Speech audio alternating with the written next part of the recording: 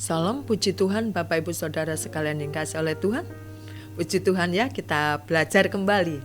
Dan biarlah hidup kita senantiasa dipenuhi oleh kebenaran firman Tuhan.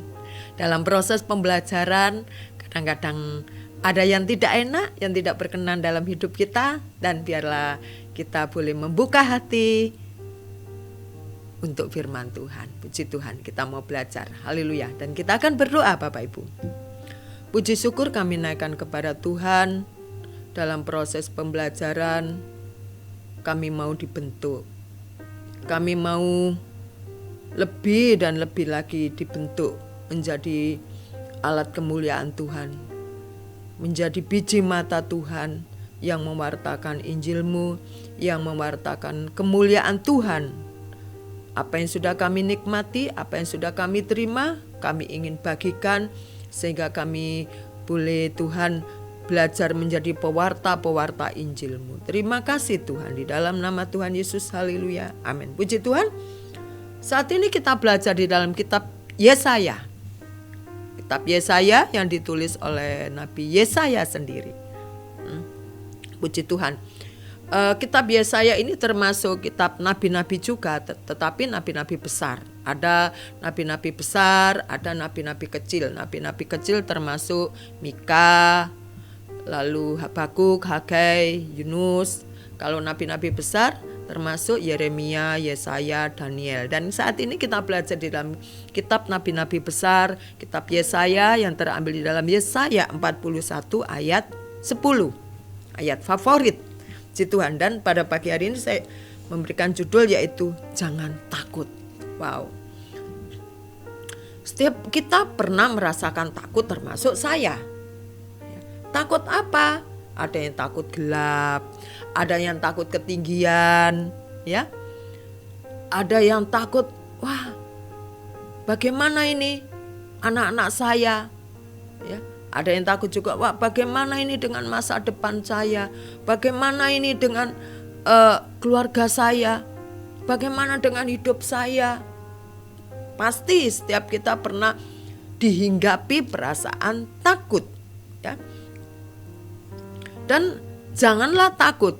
Kalau kita menilik di dalam bahasa Indo, jangan, ya, berarti itu suatu larangan, nggak boleh, ya. Apalagi ditambahin lah. Janganlah, suatu penekanan, ya, kamu janganlah, ya. Kata orang Jawa, ojo gitu, ya. Jangan begitu, ya.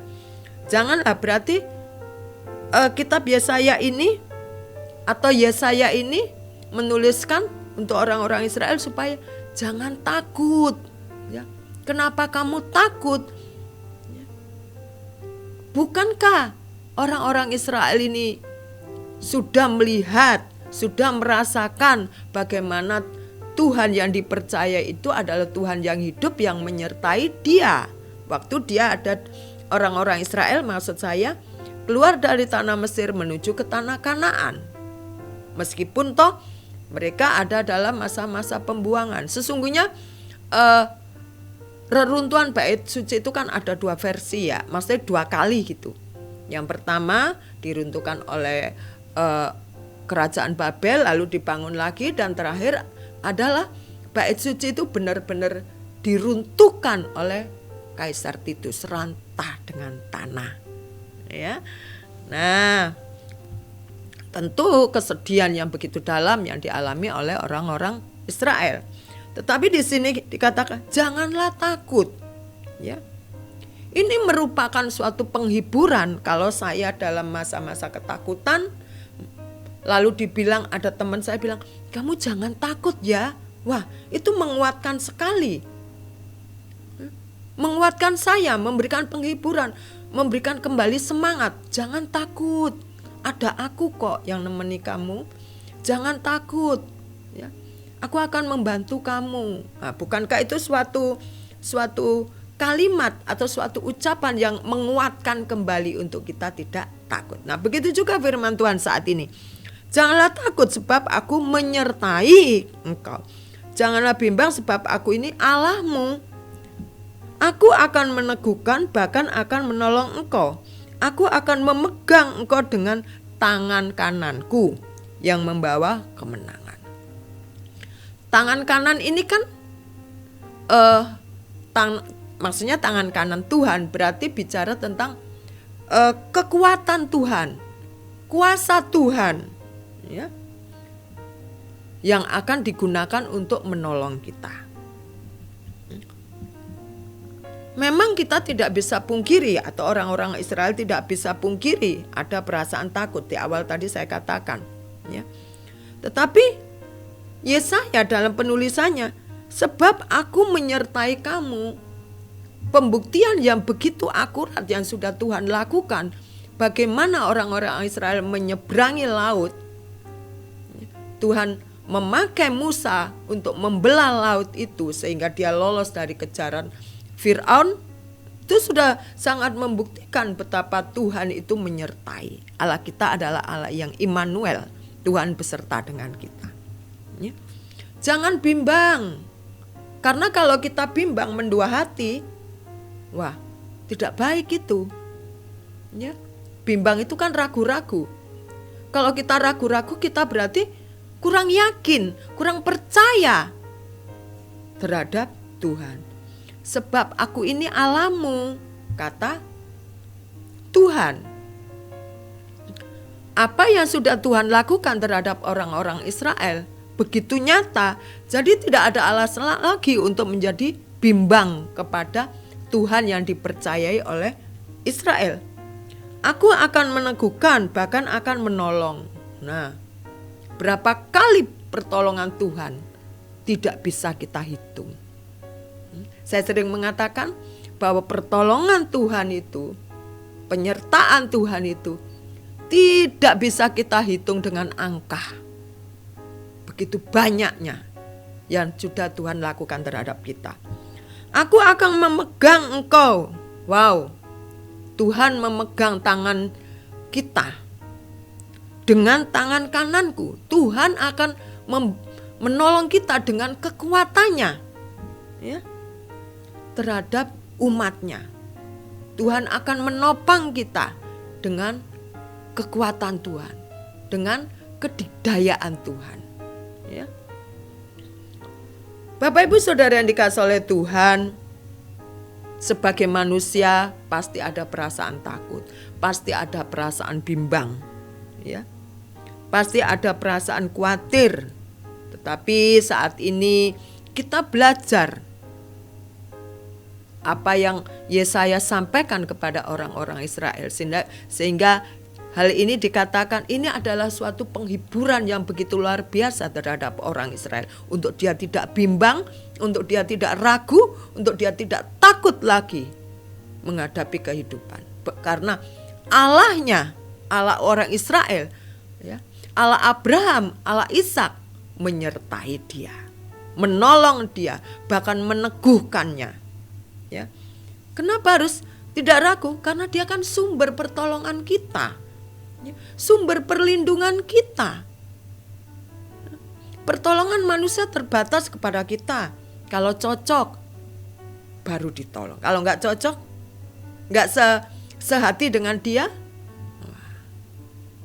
Kalau bersama Tuhan, cocok nggak cocok, Tuhan pasti jelas menolong kita, ya. Tuhan sumber pengharapan loh. Kita berharap kepada siapa? Orang tua kita sewaktu-waktu tinggalkan kita. Pasangan kita sewaktu-waktu bisa tinggalkan kita. Anak kita sewaktu-waktu bisa tinggalkan kita. Sahabat kita apalagi. Tetapi pertolongan yang abadi adalah datangnya dari Tuhan. Yang setia, ya, yang tidak pernah tinggalkan kita, ya. Bahkan mungkin kita yang pernah mengkhianati, bahasa kasarnya, ya. Mungkin kita pernah meninggalkan dia, mungkin kita pernah menjauh dari dia, tetapi Tuhan tidak pernah, saya katakan, tidak pernah tinggalkan kita dan tidak pernah menjauh dari kita. Itulah sebabnya dikatakan janganlah takut. Amin Bapak Ibu, janganlah takut.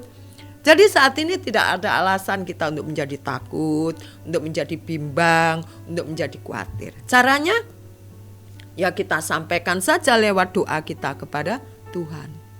Segala ketakutan kita, Ya, di dalam Matius 11 ayat yang ke-28 dikatakan, marilah kepadaku yang letih lesu dan berbeban berat, aku akan memberikan kelegaan. Nah, ya, Tuhan Yesus sendiri yang bilang, ayo ke sini, ya, jangan dipikul sendiri, ayo ke sini, sampaikan kepadaku. Nah, kenapa kita mesti, kata orang Jawa, gandoli gitu loh, bertahan kalau kita memang tidak kuat.